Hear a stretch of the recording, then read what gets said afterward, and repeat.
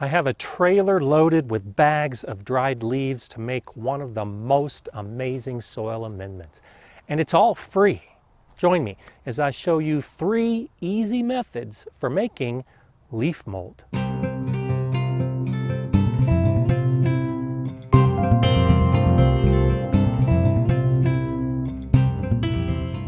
Hi, I'm Gardener Scott, and I'm sitting on my compost bin to describe some of the similarities and some of the differences between compost and leaf mold. So compost is typically kitchen scraps and yard waste that we throw all together, mixing the greens and the browns, the nitrogen and the carbon, allowing it to decompose over time. And then we use it in our garden as a soil amendment or a mulch. And especially if we're doing hot composting, we can have decomposed organic materials in a few weeks or maybe a few months.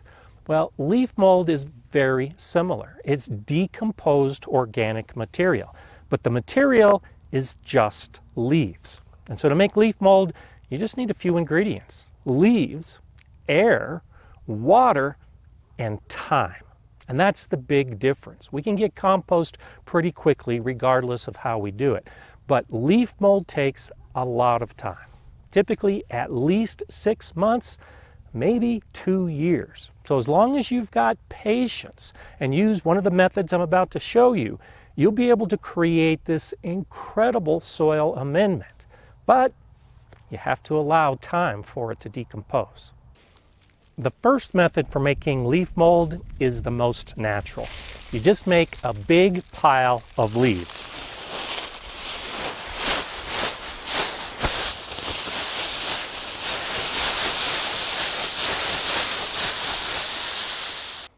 The key difference in the decomposition of the leaves versus a typical compost are the organisms that do the decomposing.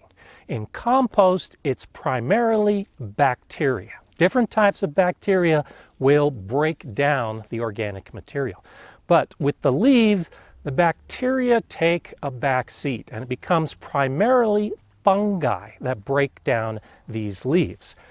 I like to try to do it near a tree because the type of fungi that are going to be breaking down these leaves are going to be naturally occurring in the soil around trees, because they're dropping their leaves and they're dropping their needles, and it's that fungi that will also be breaking down, decomposing all of the leaves in this pile. Now you could do it anywhere because these leaves are going to have a lot of the spores that are required for that decomposition, but finding an out-of-the-way corner, especially underneath trees, can quicken the process a bit. Don't let the name leaf mold confuse you or deter you from making this amazing amendment.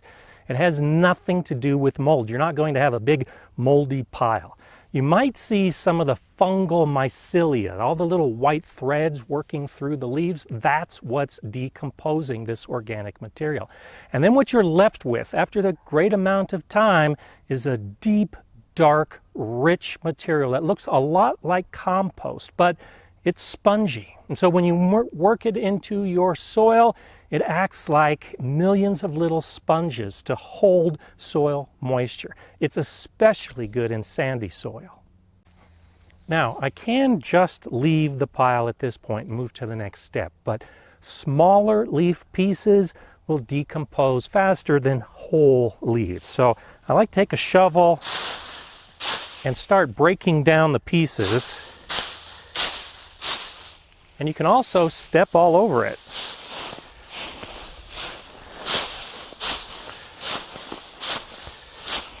You don't need to worry about compaction because there's going to be a lot of airspace even after we crush these leaves.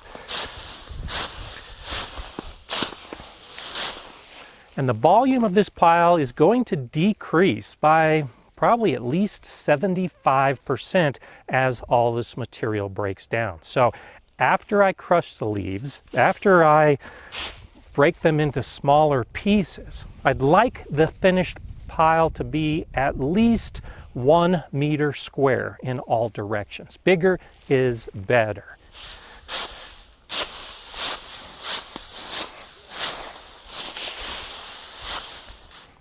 If you have the tools, you can use mechanical methods like a leaf blower. But instead of blowing the leaves, I have it reversed, so it sucks up the leaves. And as the leaves go through the impeller, well, they're crushed into much smaller pieces and then collected in this bag.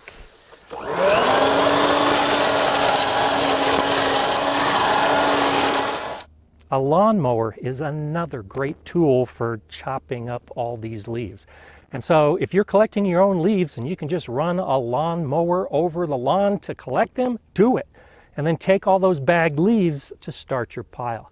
I could do it now. I could go ahead and spread these leaves out and do my lawnmower over it, and it definitely makes the process go faster. To get more thorough and quicker decomposition, it's best to keep your pile moist at all times for all the months that it's decomposing.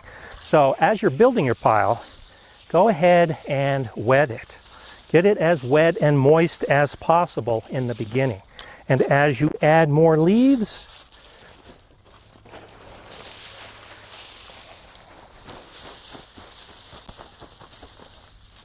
wet those layers too.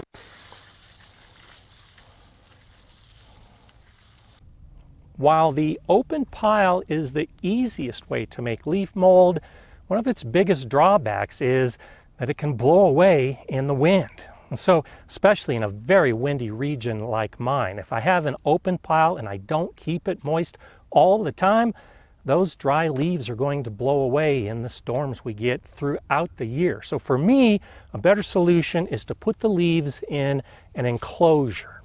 This is just welded wire fencing. Now this is 3 feet high. I buy it in rolls 50 feet long, and so I can cut that roll into 4 lengths of 12.5 feet each. That's about 4 meters. By making this enclosure out of that long a piece, now it measures just about 4 feet from side to side, which gives me a really good volume for this leaf mold pile. And it's just a simple matter of taking that length, wrapping it around a post for extra support, and then just securing the ends to hold it into this cylinder shape. Even using an enclosure like this, there's still the risk that some of the leaves will fall out, blow away, and as the pile decomposes, the material can just fall out of the sides. So I'll take some of this landscape fabric and I'll just unroll it and cover the entire thing and then zip tie the ends together.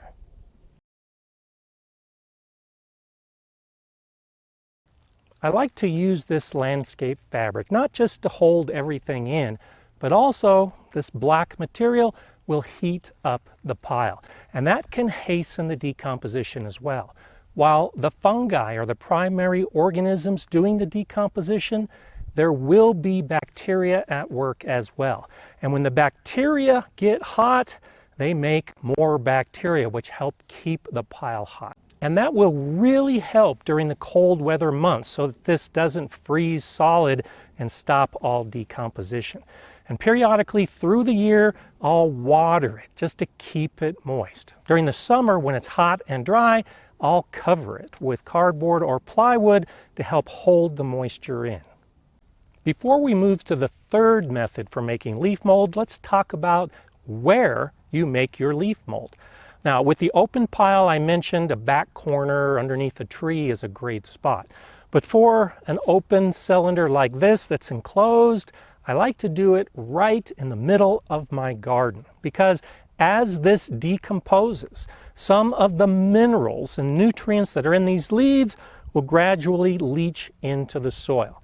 So it's going to take about a year, maybe more, for this to be ready to use as leaf mold in the rest of my beds. But long before then, the soil underneath will be enriched, and I'll be able to plant all the way around it during the growing season. The next time I make leaf mold, I'll just move this to another area of my garden to enrich the soil underneath that spot. With the third method, you do have more flexibility. You don't have to build a semi-permanent cylinder that's going to be here for a year or a year and a half. And you don't have to find a secluded corner. Instead, you use the bag that the leaves are in as the container. I suggest using the thicker plastic bags so that you can punch it and help break up the leaves inside. This is a great task for kids. Have them throw this around, jump on it. That'll help break up the leaves. And we're going to do all of the decomposition in this plastic bag. With the leaves broken into smaller pieces, now it's time to wet the leaves. And we want a good amount of water initially. But we don't want to create a cesspool. We don't want all these leaves resting in water during the entire time. We want the fungi to be the primary decomposition organism. If we just let these leaves sit in water, the bacteria are going to take over. And it's going to be anaerobic bacteria. It's not going to smell good at all. So what I'm going to do, now that I have a lot of water in, is punch holes. I'm using a Phillips screwdriver to make these holes. Though this is thick plastic, the screwdriver makes a hole that is less likely to tear. I don't recommend using a knife because you'll probably get it tearing all around the middle wherever the knife was inserted. With the leaves wet and the holes punched, now it's time to tie up the bag. And these leaves will stay moist much longer than either of the previous two methods.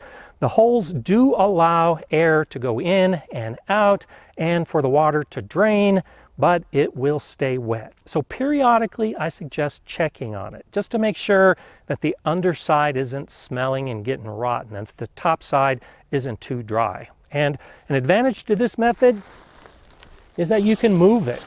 You can flip it. If this spot isn't perfect, move it to another spot.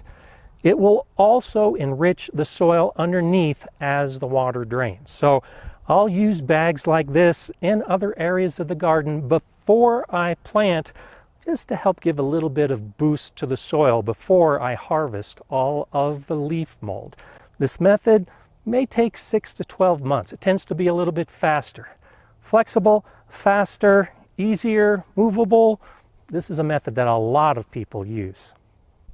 Leaf mold is relatively unknown to many American gardeners, but it's used by gardeners throughout the world, especially in areas like the UK. And you can see how easy it is to make. Now, I started with a full trailer, used about 1/4 of the leaves. I'll reserve some of these bags to replenish all the piles as they begin to break down. I'll also use these leaves as mulch, but you can see I have a lot more leaf mold to make, and I'll use all three methods throughout my garden. You're only limited by the number of leaves you have, and I suggest that you check with neighbors and friends and family to get leaves if you don't have enough. My neighbor regularly gives me the leaves that he rakes and mows up. So not only can I go down and get a load like this, but I can get a regular supply on a regular basis just because I've asked my neighbor for his leaves. If you haven't subscribed to the Gardener Scott channel, now's a good time to do so. And make sure you click on the bell so you're notified when new videos come out. I'm Gardener Scott. Enjoy gardening.